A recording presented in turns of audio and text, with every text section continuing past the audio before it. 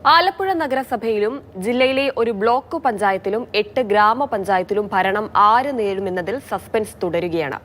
വർഗീയ കക്ഷികളുമായി കൂട്ടുകൂടാനില്ലെന്ന് UDFും LDFും പരസ്യമായി പറയുമ്പോഴും അണിയറയിൽ പല അടവു ചർച്ചകളും നടക്കുന്നുണ്ട്.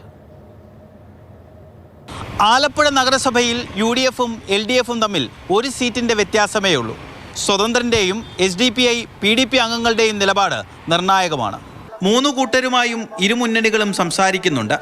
5 അംഗങ്ങളുള്ള NDA ആരെയും പിന്തുണയ്ക്കില്ലെന്ന് അറിയിച്ചിട്ടുണ്ട്. UDFും LDFും തുല്യ സീറ്റുകൾ നേടിയ വെളിയനാട് ബ്ലോക്ക് പഞ്ചായത്തിൽ നറുക്കെടുപ്പിലൂടെയായിരിക്കും അധ്യക്ഷനെ തീരുമാനിക്കുക. താമരക്കുളം, വള്ളികുന്നം, പാലമേൽ, ചെറിയനാട്, ചേന്നമ്പള്ളിപ്പുറം, ചേപ്പാട്, കരുവാറ്റ, തകഴി ഗ്രാമപഞ്ചായത്തുകളിൽ UDFനും LDFനും തുല്യ സീറ്റുകളാണ്. എല്ലായിടത്തും ഭരണം പിടിക്കാൻ ഇരുകൂട്ടരും രംഗത്തുണ്ട്. ആലപ്പുഴ ജില്ലയിൽ 5 പഞ്ചായത്തുകളിൽ NDA ആണ് ഏറ്റവും വലിയ ഒറ്റകക്ഷി. എന്നാൽ കേവല ഭൂരിപക്ഷമില്ല. BJP അധികാരത്തിൽ നിന്ന് മാറ്റി നിർത്താൻ കഴിഞ്ഞ തവണത്തെ പോലെ LDFും UDFും കൈകോർക്കുമോ എന്നതും സസ്പെൻസാണ്. രഘുനാഥ് നാരായണൻ, മാതൃഭൂമി ന്യൂസ്, ആലപ്പുഴ.